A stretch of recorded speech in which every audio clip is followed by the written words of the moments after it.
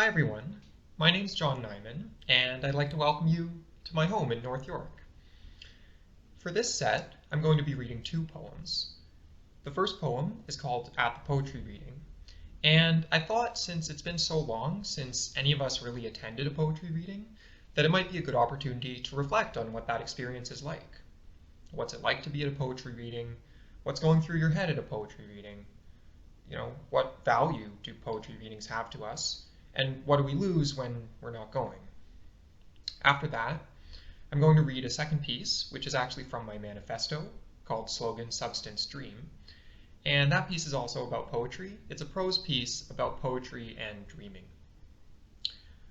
So to start, this is at the poetry reading.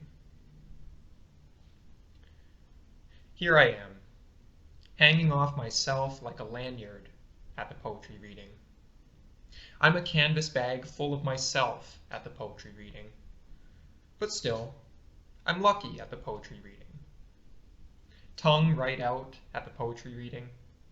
I flip a table, spill a beer at the poetry reading. Fly through the air like a human torpedo at the poetry reading. Magnitudes faster than the intermittent silence at the poetry reading. I write so stiffly my pen shreds my notebook at the poetry reading. And yeah, I'm writing poetry at the poetry reading. Practice, practice, practice at the poetry reading. I don't really care if it looks like I'm listening at the poetry reading. But the fact is, I'm still at the poetry reading. I crumple my head up, a balled up paper at the poetry reading. Press out a bony, brainy pulp at the poetry reading. Testing the weight of small objects at the poetry reading. I throw my new glasses at the stage at the poetry reading, and go home seeing everything less clearly. I dissolve in a patter of gentle applause at the poetry reading. Melt in the clapper's clammy palms at the poetry reading.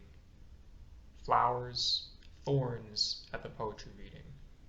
A long-stemmed rose at the poetry reading. Closer to death at the poetry reading. At least a little bit.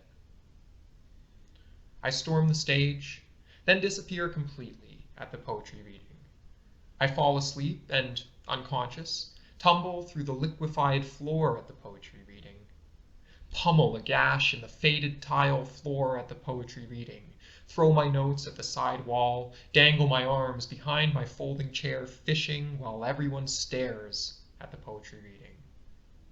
It's just not working at the poetry reading. I'm getting the joke at the poetry reading, but I'm not laughing at the poetry reading.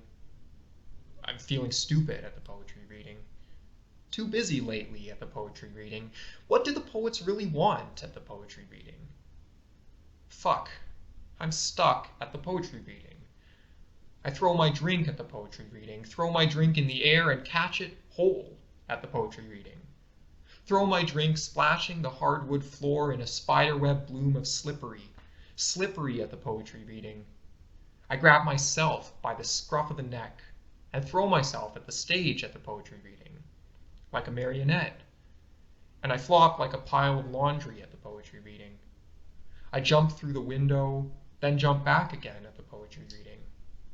Land on the old wooden floor at the poetry reading. Write so stiffly my pen shreds my notebook all over the floor at the poetry reading. Squeeze on my pint glass so hard that it smashes. And I pick up the glass at the poetry reading. My bare hands here at the poetry reading. Are you here with me at the poetry reading? I rise in the air with my limbs splayed, levitating, electric in front of the stage at the poetry reading. I hear the way the poet says, one, at the poetry reading. The way she says everything at the poetry reading. I stomp my feet and rear my horned head like a bull seeing red at the poetry reading. Or I open my eyes at the poetry reading, eyelids blown clear off at the poetry reading. Unless my eyelids are heavy as toonies in the pay what you can jar at the poetry reading. Either way, my hair grows and grows, and I clutch it like a rope at the poetry reading. I shiver so hard my clothes unravel and my shoulders shatter at the poetry reading. Stomp on the 3 shallow steps at the poetry reading, noting the inaccessible venue. I flail as I fall to the ceiling, gravity suddenly reversing at the poetry reading. Front flip with my lithe thighs scissoring at the poetry reading. There's a man with a mic for a mouth at the poetry reading. A book and a head together at the poetry reading, the way I might smash a rock and a rock together, redundant at the poetry reading. But nothing makes me cry at the poetry reading, except my own poems, rattling, repeating. Inane chatter, roughly the tone of silence at the poetry reading. The same shit at the poetry reading. Mediocre white dudes mispronouncing names at the poetry reading. They're a trope at the poetry reading, and here I am too. Dope at the poetry reading. I always clap too long at the poetry reading. I clap so hard I fall utterly apart at the poetry reading. Listen poorly at the poetry reading. Sometimes I hear a good story at the poetry reading about something I didn't know I cared for. And I wonder whether I now care mostly because I'm at the poetry reading. And I wonder too, just who makes way for these small voices at the poetry reading. Thank you. And for the second piece, as I promised, I'm going to read a piece from Slogan, Substance, Dream. This one's just called Dream. I recognize that life is a dream, and I dream lucid. J. Cole, Fire Squad. I'm dreaming as I write this, but I'm not asleep. My dreams don't just happen to me. They belong to me. My dreams are mine, open and vulnerable.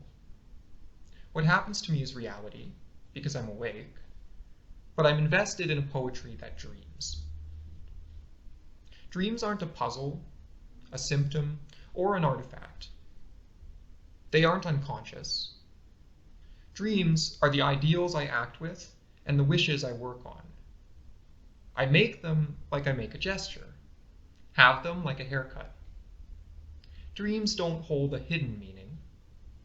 They are what they mean. We're all awake, and we're all dreaming. But we don't all have the same dreams. A dream belongs to whoever dreams it, to whoever invests in it. And it belongs to reality as much as its dreamers do. I'm invested in a poetry that belongs to reality. I'm invested in an idealism of art, of poetry, without elitism. That is to say, without any metaphor of verticality.